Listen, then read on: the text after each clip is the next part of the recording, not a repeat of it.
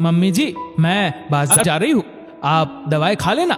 मैंने रोहन को समझा दिया है, वो आपको दूध के साथ दे देगा। रेवती ने सब्जी का थैला और पर्स उठाते हुए आराम से कहा, ठीक है बहू, मैं दवाई ले लूंगी, तुम सब्जियां ले आओ, वो भी जरूरी है। सुषमा जी ने पलंग से उठकर कहा, पर आराम से जाना, जल्दबाजी में सड़क पार मत करना, उस रास्ते पर बहुत ट्रैफिक होता है। ये सुनकर रोहन बोला, दादी, मम्मी छोटी नहीं है जो सड़क पार नहीं कर पाएगी।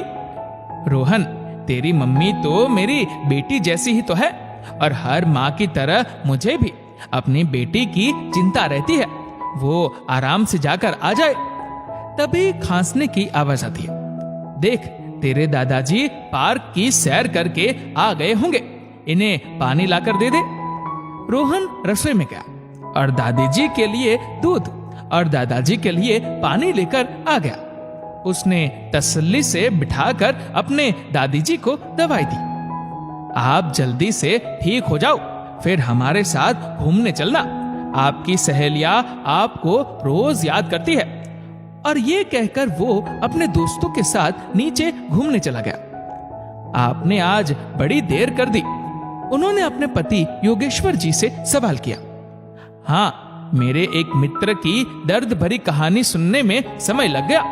कह रहा था कि बेटे बहू पेंशन तो हर महीने ले लेते हैं और खाना भी पेट भर कर नहीं देते।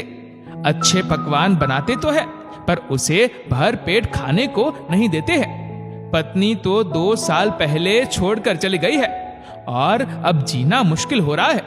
मैंने उसे समझाया कि उसे हर हाल में खुश रहना चाहिए, पर मैं उसे समझा ही सकता हूँ, उसका दुख तो उसे ही सहना है। सुषमा जी ये सुनकर ईश्वर को धन्यवाद देने लगे। हमने जरूर बहुत अच्छे कर्म किए होंगे जो इतना आज्ञाकारी बेटा मिला है और इतना ध्यान रखने वाली बहू मिली है, और पोता और पोती भी हमारी देखभाल करते हैं, हमारे सुख को किसी की नजर नहीं लगे। वो लोग बात कर ही रहे थे कि रेवती आ गई और उसने रसोई में जाते ही चाय चढ़ा दी और सब्जियों का थैला खाली करने लगी। मम्मी जी, रात के खाने में सब्जी क्या बनाऊं? बहू, तुम्हें जो पसंद हो वो बना लो, हम तो सब खा लेंगे। मम्मी जी, पापा जी कल दाल पालक खाने को बोल रहे थे, मैं पालक ले आई हूँ, अभी साफ करके बना लेती हूँ। रेवती, मेरी तबीयत पहले से ठीक है, ला मुझे पालक दे दे, मैं साफ कर लेती हूँ। नहीं मम्मी जी, आप आराम करो, अभी बुखार की वजह से आपको कमजोरी आ गई है, आप आराम करिए, वरना बैठोगे तो कमर दर्द हो जाएगा। रेवती अपनी सांस का हाथ पकड़कर बिस्तर पर लेटाकर आ गई और योगेश्वर जी को चाय पकड़ाकर रसोई में काम करने चले गई। जल्दी जल्दी काम करके उसने दाल पालक की सब्जी बना ली और अपने सास ससुर को पहले खाना खिला दिया। ये सब्जी रोहन तो खाएगा नहीं, उसे आलू की पसंद है, वो बना लेती, और कोचिंग से आकर टीना भी क्या खाएगी। मम्मी जी, रोहन को मैं कुछ भी खिला दूंगी, पर आपके और पापा जी की सेहत के लिए ये अच्छा है और पचने में भी आसान रहेगा। बहू, तुम्हें हमारी कितनी फिक्र है, सदा खुश रहो। दोनों ने रेवती को आशीर्वाद दिया। रात के 8 बजने को थे। शोभित ऑफिस से आ गया था। आते ही अपने मम्मी पापा का आशीर्वाद लिया और उनकी तबीयत पूछी। हम दोनों तो ठीक है, पर तू भी खाना खा ले, आज बहुत देर हो गई है। दोनों ने सवाल किया। हाँ मम्मी पापा, रास्ते में इतना ट्रैफिक होता है कि मैं कार चलाते चलाते थक जाता हूँ, और आज इसी वजह से देर भी हो गई है। आप आराम करिए, मैं खाना खा लूंगा। खाना खाकर शोभित अपने मम्मी पापा के कमरे में गया। पापा, आपकी सैर कैसे चल रही है? और मम्मी, आपकी तबीयत अब कैसी है? इतने में रेवती हल्दी का दूध ले आती है। दोनों उनके पैर छूकर अपने कमरे में आ जाते हैं। सुनो, मम्मी जी पापा जी की 55वीं विवाह की वर्षगांठ आ रही है, हमें उनके लिए कुछ करना चाहिए। रेवती ने खुशी से कहा। हाँ, मन तो मेरा भी है, खूब धूमधाम से नाच गाना हो, सभी रिश्तेदार भी आए, सब कुछ यादगार बन जाए। मम्मी और पापा की शादी के वक्त उस समय जो चीजें नहीं हो पाई, हम वो सब अब करेंगे, लेकिन इसमें बहुत खर्चा भी हो जाएगा और तैयारी में भी बहुत समय चाहिए। शोभित ने कहा, खर्चा होगा तो हो जाएगा, अब ऐसे सुनहरे दिन रोज थोड़ी आते हैं। 55वीं वर्षगांठ बहुत बड़ी बात है। अपने जीवन साथी के साथ 55 साल निकालना बहुत ही भाग्य की बात है। सब कुछ हो जाएगा, आप बस हाँ कह दीजिए। मैं अपने भगवान के समान सास ससुर का हर सपना पूरा करना चाहती हूँ। मम्मी जी बताती है कि जब उनकी शादी हुई थी तो उनकी एक भी फोटो नहीं खींची थी। उस जमाने में खींचती ही नहीं थी। चारों हाथ पांव में मेहंदी भी नहीं लगी थी।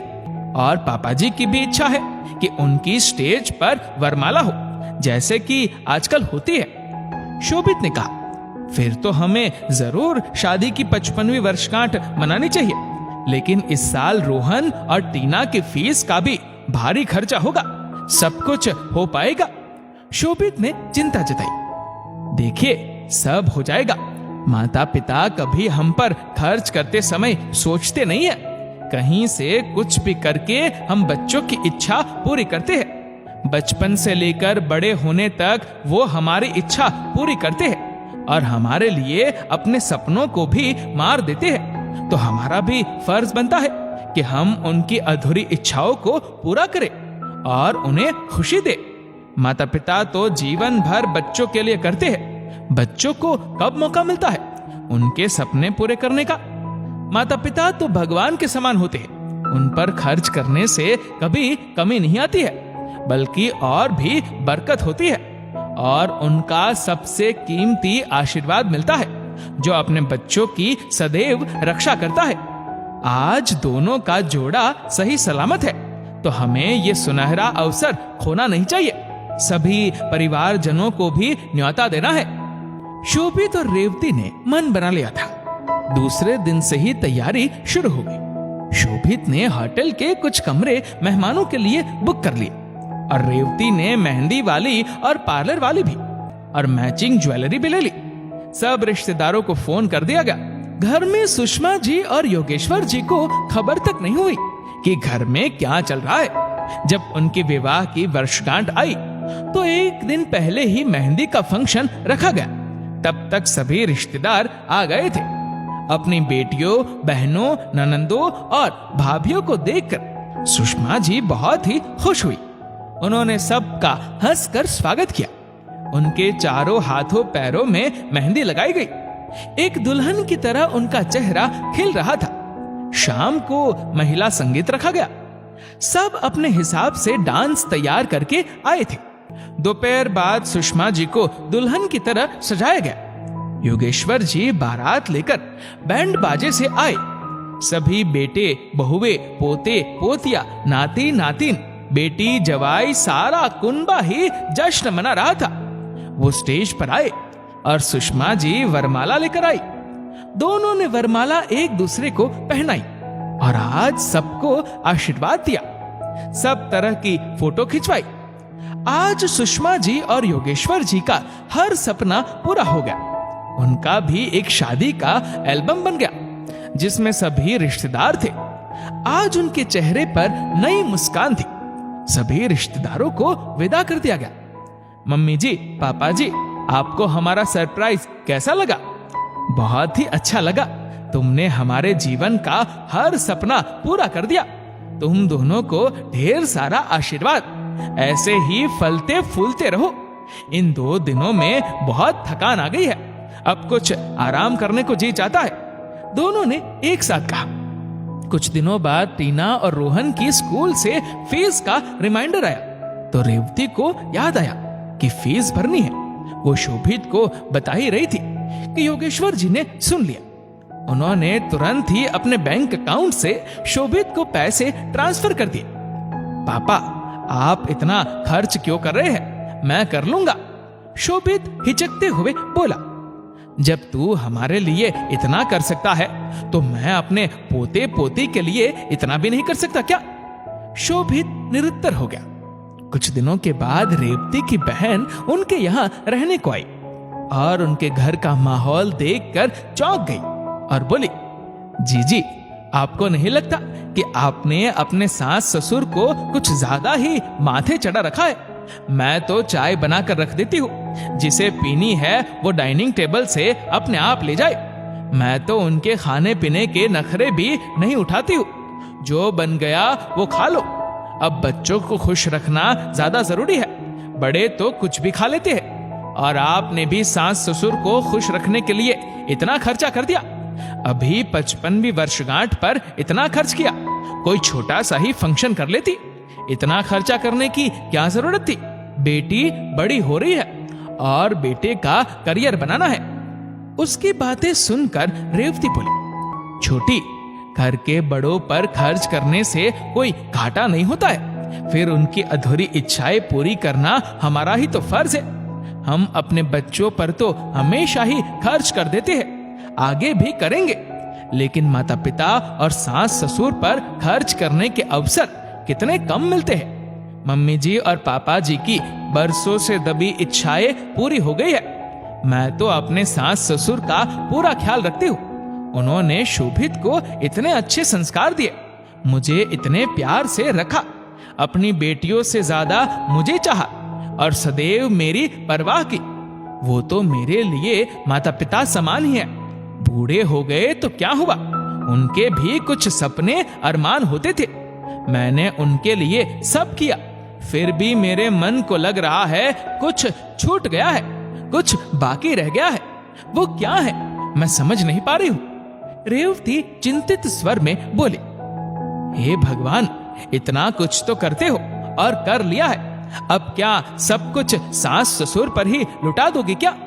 कुछ अपने बुढ़ापे के लिए भी रख लो जीजी। आजकल के बच्चे कुछ करते नहीं है, सबको अपना इंतजाम खुद ही करना होता है। बूढ़ों पर ज्यादा क्यों खर्च करना? अब इनका समय तो गया, इन्हें तो तीर्थ यात्रा ही करनी चाहिए। अब हमारे जीने की बारी है। रेवती की बहन ने भड़काते हुए कहा, छोटी, तू अपनी सोच अपने ही पास रख। आजकल के बच्चे बुजुर्गों की सेवा नहीं कर रहे हैं, क्योंकि वो तुम जैसे माता पिता को देख रहे हैं और तुमसे यही सीख रहे हैं। तुम अपने सास ससुर की सेवा नहीं करोगी तो वो लोग क्यों करेंगे? नई पीढ़ी को हमें ही तो संस्कार देने हैं। हमारी पीढ़ी ही जब अपने संस्कार भूल रही है तो हमें बच्चों को दोष देने का कोई हक नहीं है। हमारे लिए बुजुर्ग हमेशा से सम्माननीय रहे हैं। हमें उनका आदर सत्कार करना चाहिए। उनकी जितनी हो सके उतनी सेवा करनी चाहिए। जिन्होंने हमारी परवरिश की, हमारे लिए जो पसीना बहाते रहे, हम उनको ही भुला दे, इससे बड़ी कृतज्ञता और क्या होगी? तुम मुझसे कुछ सीखो और अपने सास ससुर की सेवा किया करो। दुनिया भर के मंदिर में जाती हो, इतनी पूजा पाठ करती हो, ईश्वर को खुश रखने के कितने जतन करती हो, पर अपने ही घर में अपने सास ससुर का अपमान करती हो, उनकी सेवा नहीं करती हो, उन्हें इतना दुख पहुंचाती हो, तो ईश्वर खुश कैसे होंगे? अच्छा हुआ जो तू आ गई। विवाह की 55वीं वर्षगांठ तो मना ली, पर एक सपना मम्मी जी पापा जी का अधूरा रह गया है। वो 4 धाम की यात्रा करना चाहते हैं। पहले घर परिवार की जिम्मेदारियों के कारण कहीं जा नहीं पाए। तू सही कहती है, उन्हें तीर्थ यात्रा भी तो करनी चाहिए। अपनी जीजी की बातें सुनकर रेवती की बहन को अपनी छोटी सोच पर बहुत शर्म आई। उसने जीजी से माफी मांग ली। रेवती और उसकी बहन की बातें शोभित ने भी सुन ली और अगले ही दिन उसने पर्सनल लोन के लिए फॉर्म भर दिया और कुछ दिनों बाद वो बच्चों समेत अपने माता पिता को 4 धाम की यात्रा कराने को निकल गए। दोस्तों, बड़े बुजुर्गों की सेवा करने से आशीर्वाद ही मिलता है। घर में बुजुर्गों की छांव होना बहुत जरूरी है। वृद्ध माता पिता की सेवा करना, उनकी अधूरी इच्छाओं को पूरी करना तो सौभाग्य की बात होती है। दोस्तों, इस वीडियो को आप किस तरह से देखते हैं? आपके विचारों और सुझावों को नीचे कमेंट करके जरूर बताएगा। और अगर आपको वीडियो अच्छा लगा हो तो इस वीडियो को लाइक करेगा, शेयर करेगा ज्यादा से ज्यादा लोगों तक, और ऐसे ही और भी इंस्पिरेशनल वीडियोस के लिए सब्सक्राइब करें हमारे यूट्यूब चैनल को और फेसबुक फॉलो करें हमारे पेज को। धन्यवाद।